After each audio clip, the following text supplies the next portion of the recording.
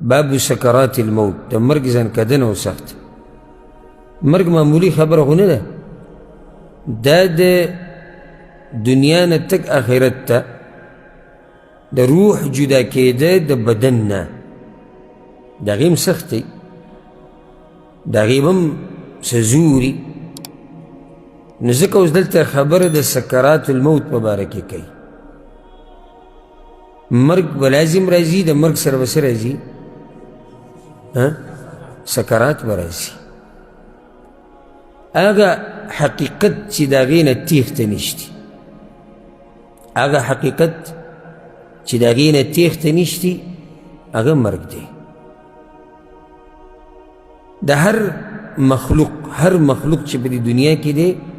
د هغه غایه آخري ځای هغه مرګ دی او هر موجود چې په دې دنیا کې دی که نه هر موجود په دې دنیا کې د هغه نهایه اخرنی سټاپ اخرنی ځای هغه مرګ دی د الله طریقه په ژوندو کې د پوخانه دقه روانه ده سنت الله الماضیه د الله طریقه د پوخانه په ژوندو کې هغه هم دقه ده چې په دې ټولو باندې و مرګ راځي بلکې الله پیغمبر ته څه وایي إنك ميت وإنهم ميتون پیغمبر ته بمري دوی بمري ټول بمري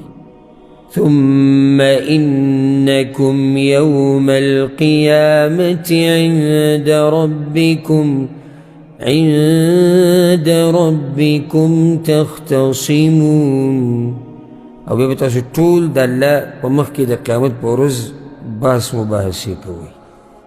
حساب کتاب په باره کې وما جعلنا لبشر من قبلك الخلد الله به بل ځای کې وایي پیغمبر ستا نه مخکې مونږ چې ته یو انسان خو همیشه په دې دنیا کې نه دی ساتلی نو که چېرته ته مړ شي نو ولې دوی به پاتې کېږي په بل ځای کې الله وایي ثم إنكم بعد ذلك لمیتون الله د انسان د پیدایش دا مرحله ذکر کړې ده څه ناشنا مرحله ده وي د منۍ قطره د خاورې نه بیا د منۍ قطره د منۍ د قطرې نه بیا څه جوړېږي د وینې چم بیا غوښه اډوکي هغې ته سرمن واچولی شي فتبارک الله احسن الخالقین الله دا ټوله مرحله ذکر کړې ده او دا انسان چې پیدا شي او په دې ښایسته شکل کې او د دنیا ته راوځي او بیا پې ځواني راشي او زور راشي او دا مطلب وي که زه یم بس په دې دنیا کې به همیشه یم زه هغه سپین ږیری هم په دې باندې خفه کېږي چې ته یې په تا باندې مرګ راځي عجیبه دا ده که نه سپین ږیري ته هم نصیحت نشي کولی هلک ته خو پرېږده هلک ته خو نصیحت کول لکه ځان له جاښه کتلي ته هلک ته ووایي زه به مرم زه داسې تعجب به وکړي زه او چې سپین ږیري ته دې ووایي نو هغه ځان له خفه کېږي اخر دا فیصله د چا په باره کې ده انک میتو و انهم میتون پیغمبره ته به مري دوی به مري دا فیصله چا باره کې دا ټوله مرحله چې تېره شي که نه او د دې انسان دا منډې او د دنیا یې په سر راغستي مړیږي دی نه په دنیا پسې ستړی کېږي دی نه خبرې د ده نه ختمیږي غفلت د ده نه ختمیږي دا هر څه ټول ختمیږي کله ثم إنكم بعد ذلك لمیتون الله وی د دې هر څه نه بعد په تاسو باندې مرګ راځي او بیا به دې خبره ختمه نه شوه که نه ثم إنكم يوم القيامة تبعثون او بیا به د دې مرګ نه بعد بیا بله مرحله هغه دا دی چې الله ته مخامخ کېدي ټول به الله ته ودرېږي نو هغه حقیقت چې د هغې نه تېښته نشتي هغه حقیقت ته څه دی حقیقت ته مرګ دی او ځکه یو شاعر ډېر خوندور شعرونه ویلي وی تأهب للذي لا بد منه فإن الموت میعاد العباد ځان تیار کړه د هغه څه دپاره چې د هغې نه تېښته نشتي. فإن الموت میعاد العباد دا مرګ چې دی دا د بندګانو یو مقرره نیټه ده، راځي به پوره کېږي به. هو الموت ما منه ملاذ ومهرب متى حط ذا عن نعشه ذاك يركب. شاعر وایي دغه مرګ دی د ده نه نه څه تېښته شتي نه د ده نه د پټېدو څه ځای شتي، خو صرف انتظار د دې دی چې دا یو د دې کټ نه کوشي او دا بل ورته وروخیږي. متى حط ذا عن نعشه ذاك يركب. خو دا کټ خالي کېږي نه. ګورئ د مرګ دا کټ په کم کټ باندې چې مړی وړي دا خالي کېږي نه. مراد چې هغه کټ دی چې مړی پکې پروت دی، دا نه مراد چې یو کټ په ټوله دنیا کې چلېږي. هغه کټ چې مړی پکې وړي هر وخت په دې کټ کې یو مړی رواني، هر وخت رواني. دا اوس چې موږ خبرې کوو که نه، دا اوس چې اوس لګیا یو دا موږ په سوونو کسان په دې وخت کې په دنیا کې مړه شوي دي. دا اوس چې موږ خبرې کوو دا ټیم په سوونو خلکو نه به اوس ساه وتي، په دې ټیم به ترې ساه وتي. دا خالي کېدو والا ځای نه دی، خو یو چیزي بل راځي. مسله صرف د نمبر ده، یا ته مخکې او یا زه مخکې یم. که ته مخکې شي زه در روان یم، او که زه مخکې شم یو ته راپسې را روان یم. څه ناشنا خبره یې کړې ده. متى حط ذا عن نعشه ذاك يركب. بیا وایي نشاهد ذا عین اليقین حقیقة علیه مضى طفل وکهل واشیب. وایي دا هغه خبرې دي چې موږ په دې خپلو سترګو باندې لیدلي دي. په دې لار باندې ماشوم هم تېر شوی دی، ځوان پې هم تېر شوی دی، بوډا پې هم تېر شوی دی. ولكن على الران القلوب كأننا بما قد علمناه يقينا نكذب. مشکل وی دا دی چې زموږ زړونه زنګ شوي دي، کومه خبره چې موږ په خپلو سترګو لیدلې د هغې ته هم دروغجنه ووایو. په خپلو سترګو چې موږ کومه خبره لیدلې ده که نه، هغې ته هم دروغجنه وایو. چا ورته په خوله باندې دروغجنې ویلي نو دې څنګه دروغجن ورته وایو؟ د حالاتو نه پته لګي. دا په خوله ایباو سره چې مینه بس مرګ را روان دی، الله دې رحم وکړي. مرګ کوشش دا دی چې پنځه چته کور جوړ شي. مرګ را روان دی، بس چې نیم کیله یې بس نور واغست. مرګ را روان دی او بس یو څو لکه نورې. مرګ را روان دی او په مزدورۍ او په پیسو موړ نه شو. مرګ را روان دی د آخري وخته پورې. دا پرېږده په ژوند باندې پیسې ګټل، دا خو پرېږده. بعض ځله په مرګ هم پیسې ګټي. دا مسافر بعض پکې دي سیچتي موږ اورېدلي دي او دا حقیقت دی چې بعض سپین ګیري د کورونو ته نه ځي، پراته یې بهر ملکونو کې ولي، وایي چې مړ شم نو بیا به ماته پیسې میلاویږي. سبحان الله. د ده د حرص ته خیال هم دی، یعنې په مرګ باندې په ژوند کې خبره نه ده، د ژوند نه بعد هم ده چې زه مړ شم او څه پیسې زما دې بچو ته ورسي او هغوی ته څه ورسي او هغوی ته څه میلاو شي. ناشنا حرص دی د آدم د دې بچي. او بیا چې په دوی کې کوم دنیادار دي که نه، د دوی دا خبره ده، دقه د شاعر دا خبره ده، وی دروغجن ګڼو هغه څه چې موږ په سترګو باندې وینو. نو بیا په اخره کې وایي الی الله نشکو قسوة فی قلوبنا وفي كل يوم واعظ الموت يندب. بس الله ته شکایت کوو زموږ د زړونو د سخوالي. روزانه وي مرګ موږ له نصیحت راکوي او موږ یې یاروي. څنګه نصیحت راکوي مرګ؟ خو شاته خلک مري کوي، دا نصیحت نه دی. هسې ډېر عجیبه دی چې ته مړی وینې په کټ باندې او سوچ بل چاته کوې، پلانی مړ شو یاره بل به مري، زمونږ هغه پلانی مشر سپین ګیری شوی دی، هغه به مري. او زمونږ هغه پلانی بیماره ده، هغه به مري.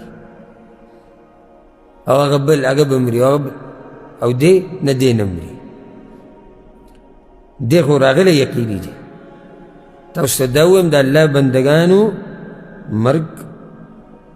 هغه ګیلاس دی چې موږ ټولو باندې چورلي، ګوټ به ترې لازم کې. ګورې داسې څوک نشتی چې د دې ګیلاس نه ګوټ کولو نه انکار وکړي. ځکه دا بعض علما عرب علما وی دا مرګ چې دی کأس بین الناس تدار، وی دا یو ګیلاس دی، یو جام دی، یو لوښی دی، دا د خلقو باندې داسې لکه مجلس کې چې ته کښېنې بیټک کې راسي او د سکو سامان نه شي او په ټولو باندې راسي، په نمبر ګرځي، دغه شان دا مرګ دی په موږ ټولو باندې راسي. خو مجلس کې چې ټول ناسي ټول په یو ځای ګوټ کوي، د چا نمبر مخکې راشي د چا هغه وروسته راشي، بس انتظار صرف دقیقه ته دی. مرګ هغه څه دي چې دا په چا باندې چې راشي یا د جنت لار ورته کولاوي او یا ورته د جهنم لار کولاوي، ځکه چې د مرګ نه مخکې نه ته جنت ته تللی شي او نه ته جهنم ته تللی شي، والعیاذ بالله. مرګ ټولګي تقسیموي، مرګ ملګري جدا کوي، خپلوان جدا کوي. مرګ هغه څه دی چې کله راشي په یو بدن باندې که نه خاورو ته رسوي د هغه قیامته پورې. مرګ ګورې د الله د ملګرو دپاره د یو کامیابۍ لارون دی، ځکه چې په دې باندې جنت ته رسي، او مرګ د الله د دشمنانو دپاره د تباهۍ لار ده، ځکه چې په جهنم ته رسي. دا مرګ الله راوستی دې دپاره دی چې د دې متکبرینو تکبر ختم کړي. دا مرګ دا فیصله الله د دې دپاره کړې ده چې د دې دا غټې غټې چې وایي که نه چې د دوی د املاګانې پې ماتې کړي. د مرګ د فیصله الله د دې دپاره کړې ده چې ښکاره کړي دې ټول مخلوق ته چې زورور باچا پاتې کېدونکی ذات هغه یو الله دی. دا باچایان، دا مالداران، دا متکبره، دا جبابره، دا زورور، دا طاقتور، دا بدماشان، دا ټول به ختمېږي. پاتې کېدونکی ذات هغه صرف یو الله دی. مرګ په باره کې سوچ کول او د مرګ د زنکدن په باره کې خبرې کول، او بیا چې په چا زنکدني د هغه لیده، جنازې ولتله، د قبرونو زیارتونه کول، دا مړی را یادول د مرګ نه بعد، ورب الکعبه د دنیا دا ټولې مزې د سړی ختموي. خو چې کله خو یو کي که نه چې ته خو یو کي که نه ته آخري پر کله مقبرې ته تللی، ته ما ته دا وایي چې د پلاني په جنازه کې ومه، کیدی شي زه په دې کې غلط نه یم، کیدی شي د پلاني جنازې نه په بدل تلی، خپل به دی و ستا هغې له راغلی و،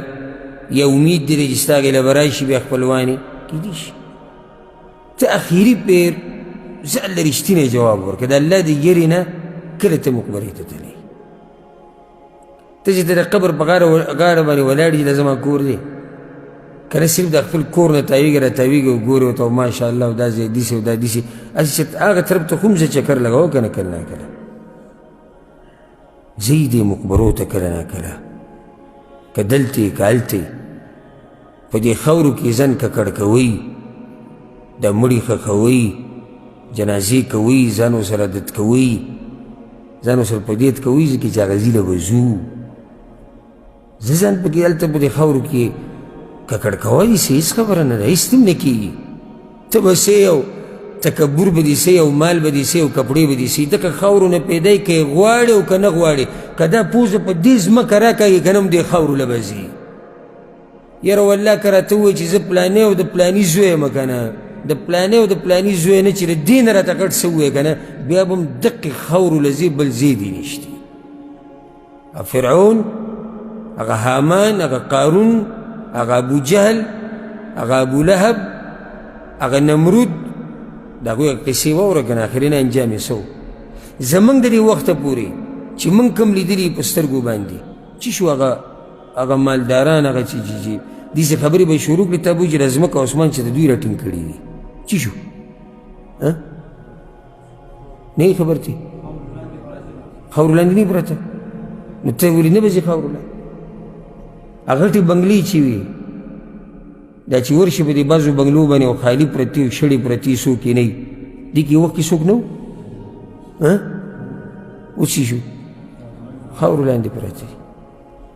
ولې غټ پښتانه نه یې تللي دنیا نه، داسې پښتانه تللي دي چې څه به یې وي ځان ته، په یو غږ باندې به یې قومونه کېناستو پاسېدو هم په خاورو کې پراته دي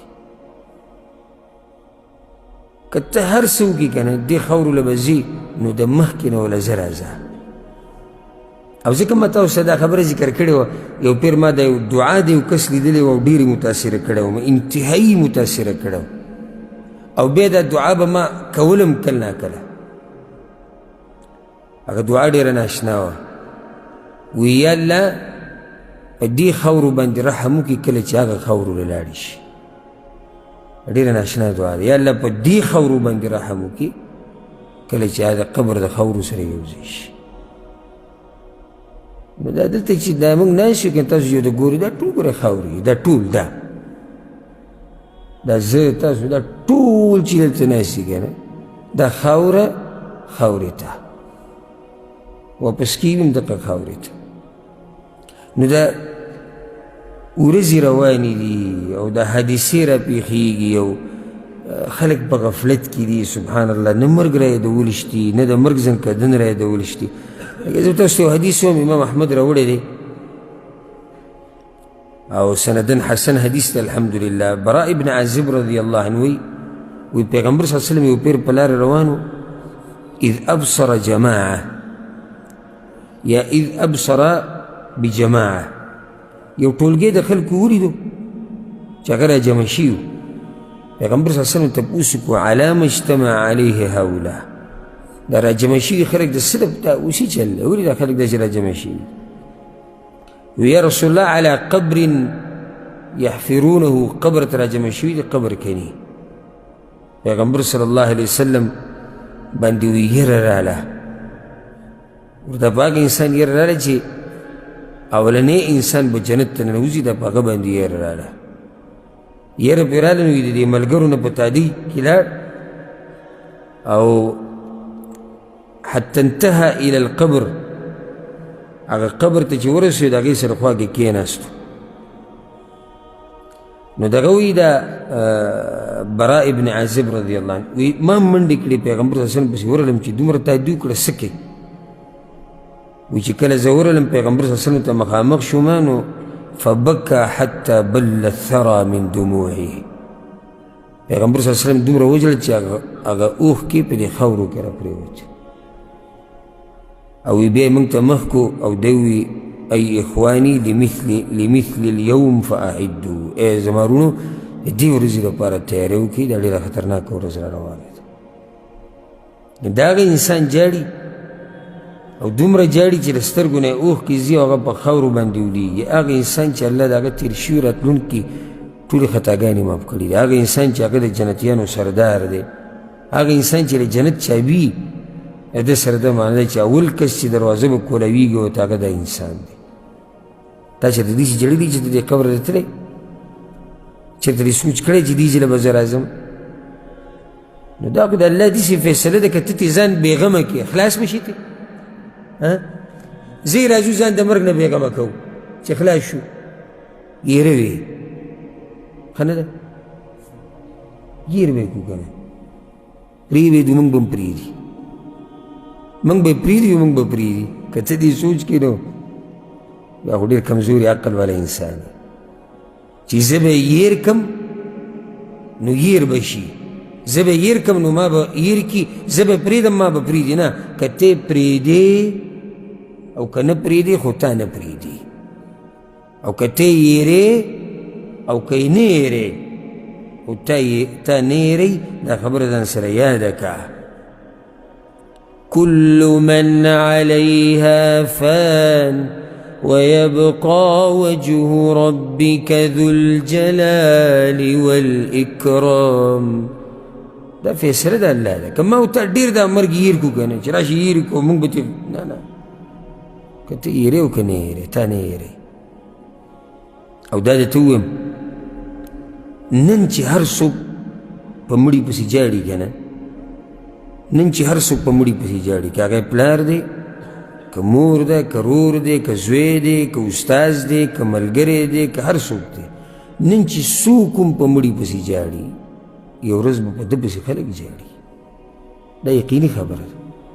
ده زما ستا د اوښکې چې توی شي د بعضو دپاره نږدې خلک چې رانه لاړ شي او زموږ د سترګو نه اوښکې روان شي لږ پکې دې ته سوچ کوئ ورځ به ستا باره کې هم دي چې خلک په سترګو نه اوښکې شي هر جړېدونکې په ده پسې به جړا کېږي او هر هغه کس چې د جنازې اعلانونه یې کړي دي که نه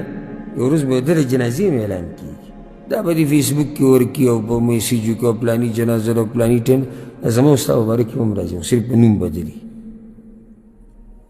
نه به یو په هغه ټایم کې نه چې ویې ګورو چې څه حالات به یې دې خلکو یعنې سړی کله ناکله وایي چې ومې لیدې حالات چې کله زه د دنیا نه لاړ شم خو نه به یو نو چې کله داسې خبر ستا باره کې نشر شي پلانې د پلاني زوی په حق رسېدلی پلاني ځای کې جنازه ده راشئ واله هر هغه انسان چې یادېږي که نه یو ورځ به یېرېږي ویې لیکه ځان سره څه هر څوک چې یادېږي یو ورځ به یېرېږي الا هغه انسان چې علم خاولي فقط نور که ته دا وایې چې ما خلک یادوي دا څه وخته پورې دې یادوي داسې ځوانان په دې قبرونو کې پراته دي ته د هغوی په مخ کې څه شي والله د هغوی چې کومې قصې وي او د هغوی کومه دبدبه وه کوم ښایست و کوم رعب و کومه د هغوی پښتو وه کوم د هغوی زور و ته څه شی څوک یې یادوي هم نه که ته په دې دوکه شوی چې خلک ما یادوي ویې لیکه یو ورځ به راځي چې تا به هېڅوک نه یادوي ختم به شي که ډېر تا به څوک یاد کړي نو څو پورې به دې خلک یاد کړي دا هم چې تربیت دې وله دیني ورکړی او سړیتوب دې ورته ښوولی وخت په وخت به دې یادوي دعاګانې به ته غواړي کېدای شي نو څو پورې اخوا بیا موږ اوس موږ چې د چا کړوسي یو چېرته مې یاد کړی چا ورله دعا کړې ده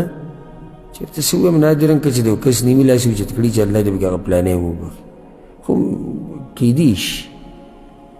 چې مور پلار دپاره دعا وغواړي دا هم غټه خبره خو دغه دا تی چې کړوسی او تی چې نوسی دا څوک نه وڅوک دا به هم څوک دا ته چې کوم جیداد ته داسې کته بره کېږي خوشحالېږي کېدای شي دا جیداد هم د هغه و هغه صاحب جیداد ته یادیم نه دغه شان تا چې دومره زور لګولی دی چې د خپلو له جیدادونه علمه دوی به هم یو ورځ تا نه یادوي او دا درته ووایم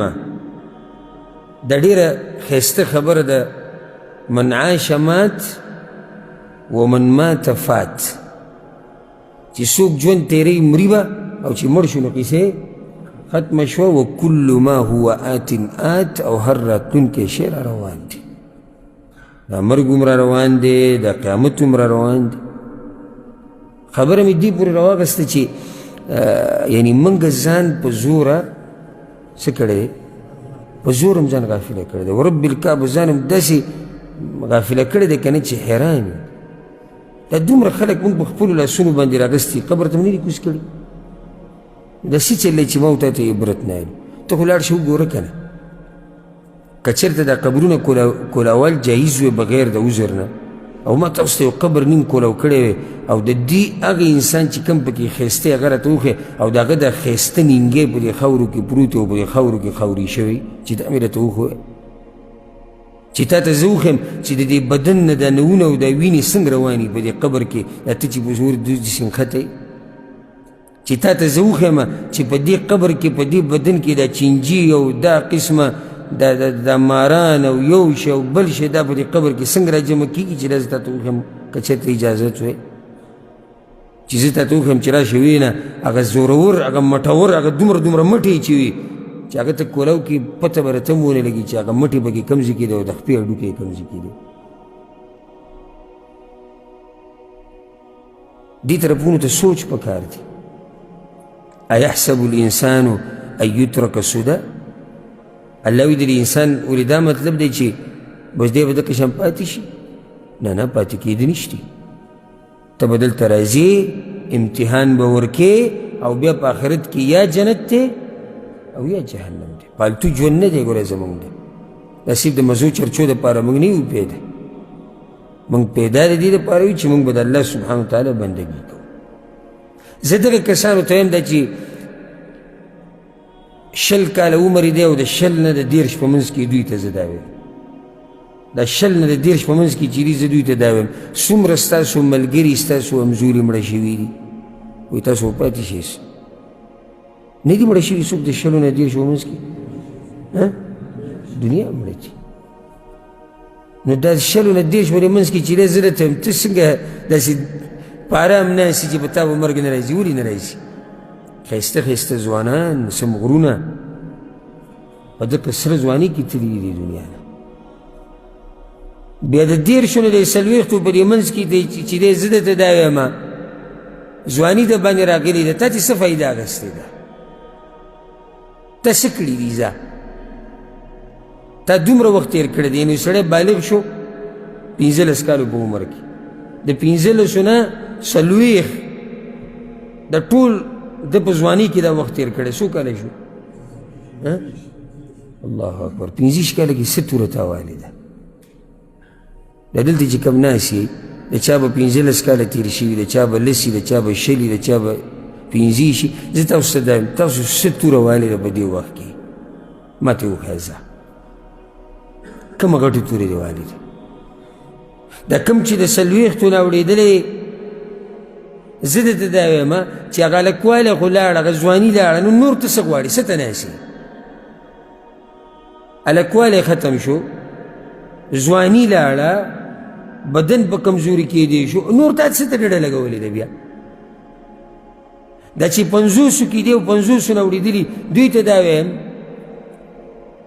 50 کاله دې تېر کړو د اوسه پورې ته راپاڅېدلی نه یې،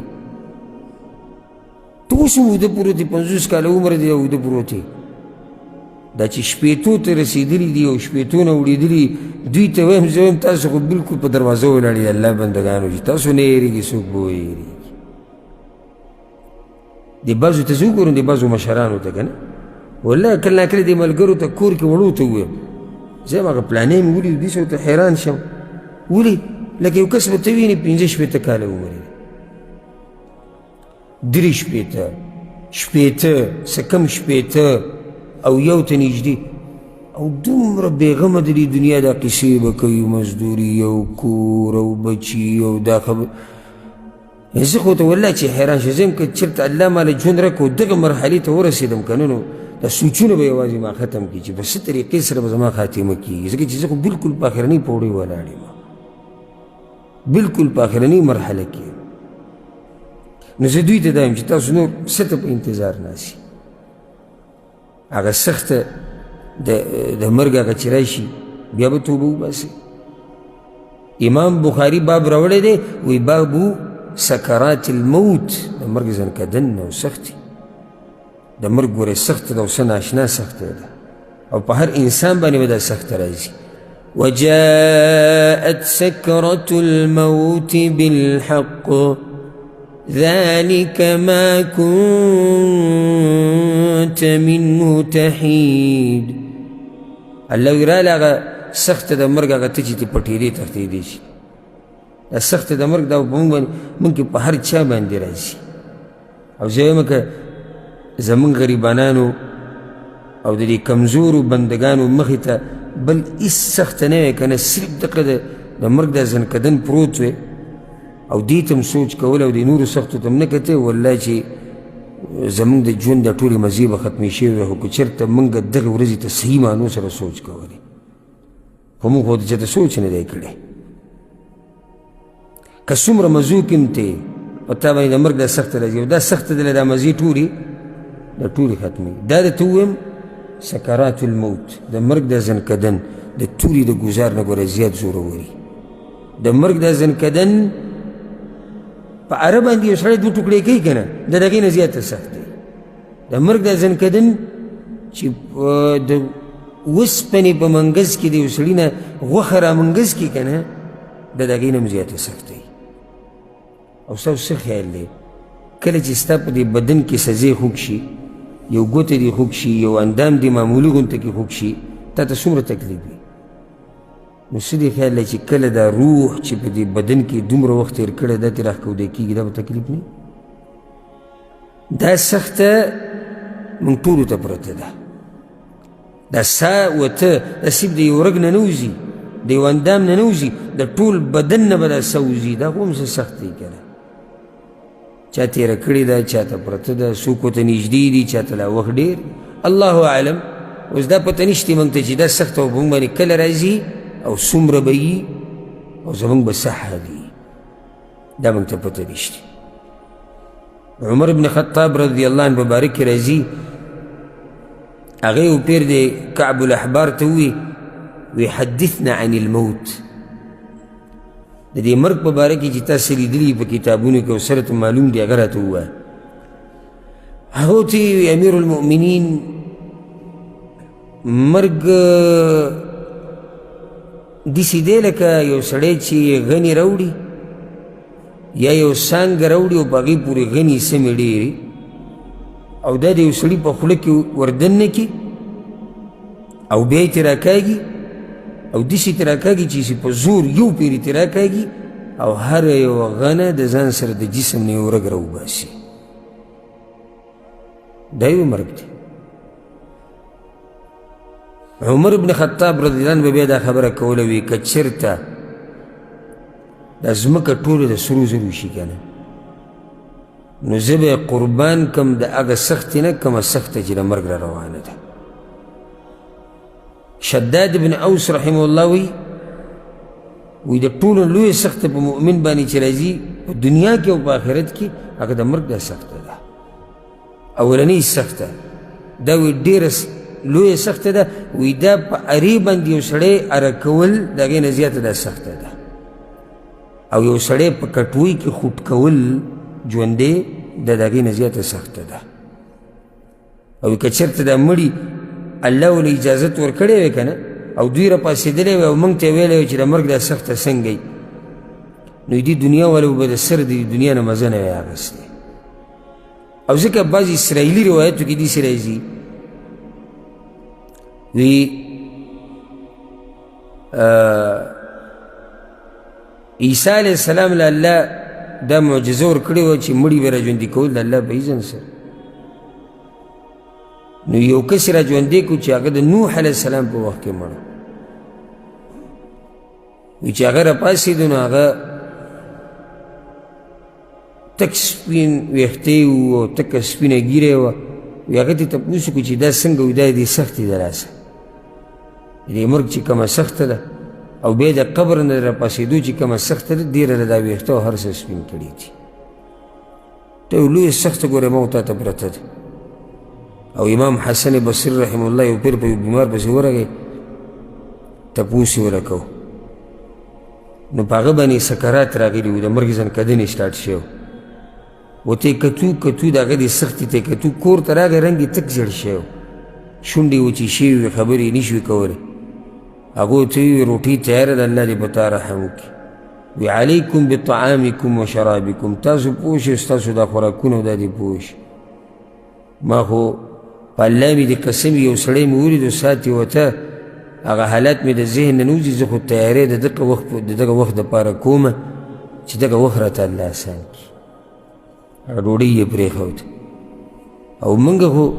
څومره که موږ ته نصیحتونه کېږي او دغه کېږي ښه په هغه دنیا کې ورننوځو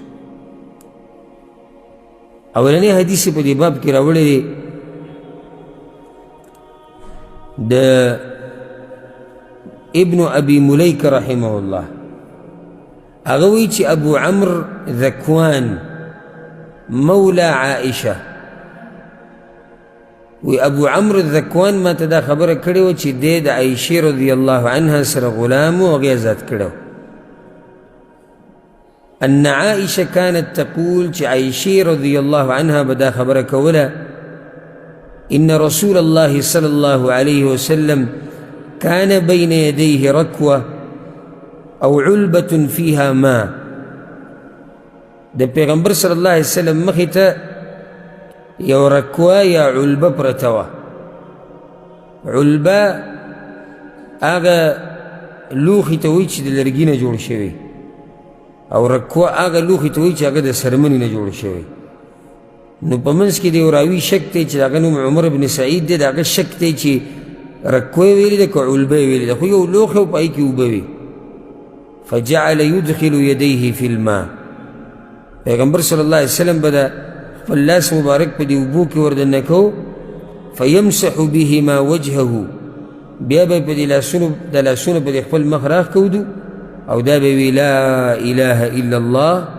ان للموت سکرات، وی لا اله الا الله یقینا د مرګ پیغمبر صلی الله علیه وسلم ډېرې سختي دي. ثم نصب يده، او بیا دا لاس اوچت کو، دا ګوته اوچته کړې وه. فجعل یقول فی الرفیق الاعلى،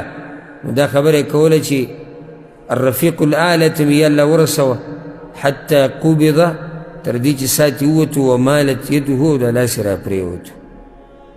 امام بخاري دا حدیث دې دپاره راوړی دی چې پیغمبر صلی الله علیه وسلم ته وګوره د مرګ دغه زنکدن او دغه سختي نه دی پاتې شوی. هغه سخته د زنکدن، هغه سخته د مرګ، هغه به پیغمبر صلی الله علیه وسلم باندې هم راغلی دی او دومره پرې راغلی وه چې یو روایت کې داسې راځي چې هغه دې کې نه دي ذکر، یو روایت کې داسې راځي چې یو کپړه ورسره وه او هغه یې په دې مخ باندې اچولې وه، د سختې په دې وخت به یې دا مخ پټ کړی و، بیا به یې په دې لوښي کې لاسونه وردننه کړو، هغه به یې په دې مخ باندې راښکودو او خوټ کېدو، سمه تبه پرې راغلې وه چې لرې به څوک ولاړو نو هغه ته هم د پیغمبر صلی الله علیه وسلم د بدن نه هغه تبتو. او ځکه عایشه رضی الله عنها وی ما چې پیغمبر صلی الله علیه وسلم باندې کومه سخته ولیده که نه، نو زه اوس د مرګ دا سخته د چا دپاره بده نه ګڼم. معنی دا چې د هغې مخکې دا ذهن و چې څوک دیندار وي نو په هغه باندې به دا سخته نه راځي، خو چې ما ولیده نو راته پته ولګېده چې دا په دیندارو باندې هم راتلی شي. عایشه رضی الله عنها بل حدیث کې دا وی په پیغمبر صلی الله علیه وسلم باندې چې د مرګ کومه سخته راغلې ده، دا نه د پیغمبر نه مخکې په چا داسې راغلې ده نو په چا باندې راشي، دومره سخته به پیغمبر صلی الله علیه وسلم باندې راغلې ده. دا سکرات الموت د ساه وتو دا وخت نه دی که نه، ډېر ناشنا وخت. که چېرته مړی دې لیدلی څوک چې مري او په خوا کې ورسره ناست نو اندازه به یې راته وي چې څومره ناشنا وخت. او الله سبحانه وتعالی په قرآن کې دغه منظر څه ناشنا بیان کړی دی، څه واضح بیان کړی دی، خو که څوک چېرته د عقل خاوني او د سترګو خاوني نو هغه به ته عبرت والي. الله وی کلا اذا بلغت التراقي، الله وی کله چې دا ساه راورسي ترقوي ته، دې مرۍ ته، وقیل من راق، او خلک چغې کوي، څوک دمګری وله راولي، څوک ډاکټر راولي، څوک راولي چې هسپتال ته یې بوځي، څوک راولي چې ویې ګوري، څوک راولي چې دوایي وله ورکي، حکیم راولي، مولوي صاحب راولي، سخته پې ډېره شوې ده، دا چغې چغارې جوړي ده. هغه انسان په خوا کې چې په هغه باندې زنکدني، الله وی وظن انه الفراق، الله وی دو خو دا چغې وایي خو هغه ته یقیني پته وي چې دا وخت د جدایي وخت دی. او هغه ګورې خبرې نشي کولی، د مرګ دا سخته دومره زورورې که نه چې دا د سړي ژبه هغه چاړی کوي، د سړي دا سترګې دا ګډې وډې کوي، د سړي دا غوږونه دا ګډ وډ کوي، د مرګ دا سخته ډېره زوروري. یعنې دې راته په دغه ټیم کې پخپله وایي چې ما نه غلی شئ، ما مه تنګوئ. او بعضو مړو هغه کسان چې مرګ پرې راغلی بعضو ویلي هم دي، چا ته طاقت میلاو شوی دی ویلي هم دي چې ما مه تنګوئ، ما نه غلی شئ، دې پوه شي چې زما د بدن نه ساه وځي. او دا حالات په تا باندې هم راځي او په ما باندې هم راځي، خو عجیبه دا ده او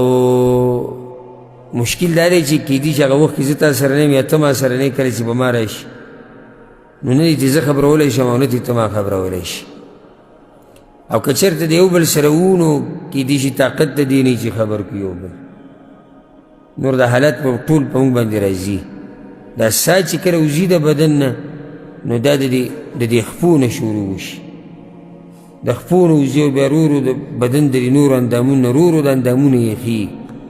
و ځکه هلته وایي والتفت الساق بالساق او وبلګي پنډۍ د بلې پنډۍ سره. کله چې انسان باندې مرګ راشي د تکلیف د لاسه د پنډۍ د یو بل سره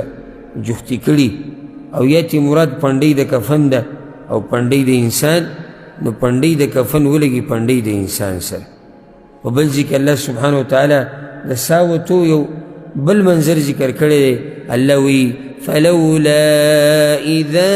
بلغت الحلقوم، کله چې دا سا حلقوم ته راورسېده روح، وانتم حینئذ تنظرون، الله وی تاسو ټول ورته راجمع شوي یې ګورئ ورته. ونحن أقرب إليه منكم ولكن لا تبصرون، الله یو موږ ګورې تاسو نه زیات یې مړي ته نږدې یو، خو تاسو ته ښکارونه. مراد ته دلته ملایک دي. الله وی زما ملایکو ته نږدې، او الله ورته نږدې د علم په اعتبار سره، د لیدو د اورېدو په اعتبار سره د انسان نه ورته زیات نږدې. فلولا إن كنتم غير مدينين ترجعونها إن كنتم صادقين، الله وی که چرته کمزوري شوي نه یې که نه او کمزوري نه یې راواپس یې کړي که تاسو رښتیني یې. دا ټوله دنیا چې راجمع شي دا انسان نشي راواپس کولی. بچي دې پلار ته ګوري دا زړه یې داسې راپړسېدلی سمدستي د خولې له او د مرۍ له راغلی، خو څه چل وله نه ورځي چې دا پلار راټینګ کړي او په دې دنیا کې ځان سره پاتې کړي چې څه وخت لږ نور تېر کړي. ښځې ته به خاوند ګوري، پلار بچي ته ګوري، ښځه خاوند ته ګوري، رور ته به ګوري، ملګري ته به ګوري. سبحان الله، بلکې الټه به ورته دا وایي چې کلمه ووایه، کلمه ووایه، په الله باندې ښه ګمان کوه. هېڅ طاقت ته چا نشته چې دلته د سا د څه وخته پورې ایساره کړي. دا منظر الله په قرآن کې ذکر کړی د زنکدن ده، او دا منظر چې کوم الله ذکر کړی دا به موږ ټولو باندې راځي. خوش قسمت هغه انسان دی چې مرګ پرې راشي دی په ایمان کې، او خوش قسمت هغه دی چې مرګ پرې راشي دی د الله په توحید او د پیغمبر په لار باندې مضبوط رواني. او دا صرف په ارمانونو نه کېږي، دا به ته هر وخت ځان په دغې کې ساتې، ځکه چې د مرګ څه پته نه لګي. که نه خیر دی هفته کې 3 ورځې به دینداري کوو، 4 به بېدیني کوو، سم خیر دی؟ نه به چلېږي کار. سحر کې به دینداره یو، د شپې به پکې لږه خپله کوو که نه؟ نه چلېږي کار. ولې؟ د مرګ پته نه لګي. ټول دا وایي. زه تعجب په تاسو کله وکړم کله چې دا ملګري ټول تاله جواب درکړي او دا داسې او د عمل نه ښکاري داسې نه. یعنې د انسان په خپله په ځان حجت قایموي. ګوره ښه، یعنې چې الله قیامت پر ورځ رانه تپوس کوي ته خو بلکل پوه نه یې او یا الله پوه، تا ته دې هر څه پته نه او یا الله پته، بیا دې نه دي کړي. یعنې موت ته په خپله په خپل ځان حجت قایم وکړه. نو دا د مرګ سخت دی چې په پیغمبر صلی الله علیه وسلم باندې راغلی. دویم حدیث یې راوړی دی، عایشه رضی الله عنها وی کان رجال من الاعراب جفاه، وی بعض بانډچیان به راتلو چې هغوی ډېر سخت خویه خلک وو، خویونه یې ډېر سخت وو. د بانډچیانو خوی سخت دي ځکه چې هغوی د ښار نه لري، د تعلیم نه لري، د علماو نه لري، نو ځکه د هغوی خوی سخت. او یا معنی د جفات دلته دا دی چې عرات، یعنی رابلو لغړ به لباس به پوره نه و، ځکه چې څه دي بانډچیان دي. که تاسو وګورئ دا بانډچیان او د ګډو بیزو ساتلو والا ده چې ګرځي را ګرځي، اکثر د دوی دا کپړې دا برابر نه وي. دا بانډچیان به د پیغمبر صلی الله علیه وسلم خواله راتلو، فیسألونه، نو د هغه نه به یې تپوسونه کول. او صحابه کرامو به هم دا خوښوله چې بانډچیان راشي او تپوس وکړي، ځکه چې هغوی به ډېر تپوسونه د پیغمبر صلی الله علیه وسلم نه کول، الله منع کړي وو. هر چې بهر میلمه دی نو هغه خو دې نه دی خبر، نو هغه به تپوس کولی شو د صحابه کرامو تپوسونه لږ وو او فایدهمن وو چې به یو سړي واوړي تپوسونه یې ډېري او بې فایدې او د ده نه بدترین هغه دی چې د یو عالم سره کلونه تیر کړي او د ده سوال چېرته نه راپېښ شوی دا ډېره عجیبه ده دا بعض ملګري خو ما ته خو الحمدلله درس ته کسان دا چې څومره صرف دا نه چې را اوس حاضر دي د څومره وخت نه چې الحمدلله زه درسونه کوم دا ملګري زما ذهن کې نو بعض داسې زما ذهن کې دي چې ګورې کلونه تیر شو خو ګورې الحمدلله هغه علماو ته لا څه مسله هغوی ته لا نه ده راغلې داسې پوه دي هېڅ سوال یې نشته بلکل یا خو ډېر تکړه دي او یا په هېڅ هم نه دي پوه ځکه یې سوال نشته دا سوالونه چې ډېر کوي ګورې دی پوه وي نو د پوهې د لاسه د ده په دې مسله کې بله مسله راوځي نو چې په هغې کې سوچ کوي په هغې کې ورته بله راوځي نو دی بیا تپوسونه ډېر کوي او دا خو بلکل واضحه ده یعنې موږ چې کله سبق به وي په جامعاتو کې او په معهدونو کې او د علماو سره په جوماتونو کې او اوس هم الحمدلله وایو خو هغه وخت کې چې کله بلکل دې ته فارغ وو نو دا کوم کس چې به داسې ګوټ کې ناست و که نه هغه به د کار سړی نه و او دا کوم چې به د دې استاز نه ډېر تاوېدو را تاوېدو یو سوال او شیخ صاحب دا خبره او تاسو کتاب کې دا وي او تاسو دا دا به پوه وو په خبره باندې دا زموږ تجربه وه بلکل بلکې زه درته خپله دا ووایم چې کله په کومه ورځ به زه د شیخ صاحب په درس پوه شوم که نه زما ذهن کې به سوالونه ډېر راتلو او چې کله به ورته داسې ناست دا ویلم داسې ناست بیا داسې نه خبره نو وایه دی به څه تپوس وي څه تپوس وکړي د ده نه هغه یو ښه دی هغه تپوسونه چې کوي خو تپوسونه یې لږ کمزوري دي هغه بیا هم د ده نه ښه دی څه کوشش خو کوي که نه خو دا چې بلکل د نه تپوس نه کوي نو یا خو ډېر تکړه ده انتهایي او دا خبره ده ناممکنه ورته کېده او یا د هېڅ هم نه دی ځکه ورته نه سوال راځي او نه کوشش دی او نه د استاز نه تپوس کوي او نه چېرته استاز سره کیني په دې باب کې چې زما دا مسله ده یعنی سبحان الله څومره مزه کوي زمونږ ګوره خپل ځای دا ارمان کوو والله چې زمونږ د کور دروازې د زړه دروازې دا کولی وي د داسې خلکو دپاره چې دین زده کوي مونږ وایو چې یالله څوک ټلی داسې ووایي او زه ورکوشم او د دین یو طالب ولاړی او ما ته وایي شیخ صاحب یو څو سوالونه مې راوړي دي کینو دا حل کوو زه ورته یم راځه زه به مې زده کړم راځه حل به یې کوو زه په مکتبه کې به کینو مسله به حل کو کبھی جواب پیدا کو را سره در به کم کنه او تا سره څه وته ما پوه کړه راځه الله اکبر خدا هر چا ته نه نصیب کېږي او دا نه هر څوک کولی شي چې د یو عالم خواله ځي د تپوسونو دپاره او د استاد خواله ځي تپوسونو دپاره دا لږ خلک الغرض د بانډچیانو به تپوسونه کول نو یو راغی وي مت الساعه قیامت به کله فكان ينظر إلى أصغرهم پیغمبر أصغرهم یا أصغرهم فكان ينظر إلى أصغرهم پیغمبر صلی الله علیه وسلم به بیسی چل کو چې کله به دې بانډچیانو کې چا دا تپوس وکړي چې قیامت به کله راځي نو به دې مجلس کې چې به کوم کشر ناست و چې لا بالغ شوی به نه و ماشوم به وی ان یعش هذا لا یدرکه الهرم که چېرته دې ماشوم ته ژوند میلاو شو او مرګ پې رانغی یعنې په وړوکوالي کې پې مرګ رانغی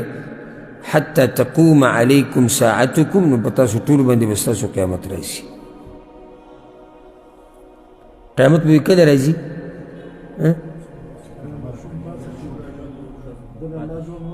که دې ماشوم له الله ژوند ورکو او په دې بوډاوالی راغی نو په تاسو ټولو به مرګ قیامت به راشي ټول به مړه شي دلته مرګ ته قیامت وي چې یو سړی مړ شي په هغه باندې د هغه قیامت راشي او دا فایده ما ذکر کړې وه پته نه چې چاته به یاد یې که نه چې قیامت په 3 قسمه دی چاته یاد دی دا ورکوټ نه دا ورکوټه قیامت شو وړکې قیامت شو چې هر سړي باندې هغه مرګ راشي غټ قیامت هم تاسو نه معلوم کړئ الله اکبر هغه تاسو ټول ته معلوم دي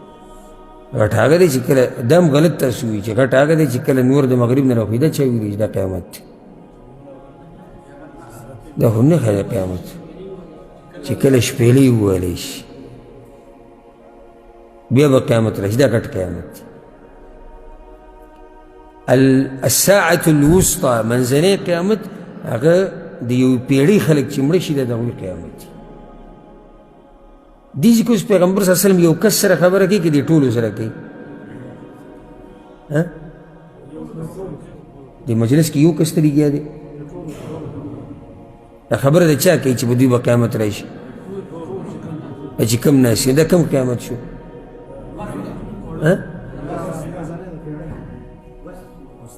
وسطا منځنی شو ځکه چې دا خو یو پیړۍ به ختمه شي هغه ماشوم چې راولویږي او بوډا کېږي خو دوی به تلې ختمه شي بله پیړۍ به نو که دې ته ته دغه قیامت ووایې چې یو انسان په ده باندې دوه قیامته راغلي د پیړۍ چې مړه شوه په دوی باندې هم دوه قیامته راغلي هغه منځنی پې هم راغی هغه وړوکی پې هم راغی نو دې ته قیامت ویلی کېږي امام بخاري دا به دلته څه راوړی دی دا حدیث نو دا چې په تاسو باندې به ستاسو قیامت راشي دې نه مراد څه دی مرګ دی یعنی تاسو باندې به مرګ راځي نو د مرګ سره سختي به راشي په دې باندې به اکتفا وکړو او دې باب کې 15 حدیثونه نور پاتې شو او خبره نوره واضحه ده او صرف روان درس کې به دا 15 حدیثونه ووایو سره د ترجمې او د معمولي وضاحت الله سبحانه وتعالی دې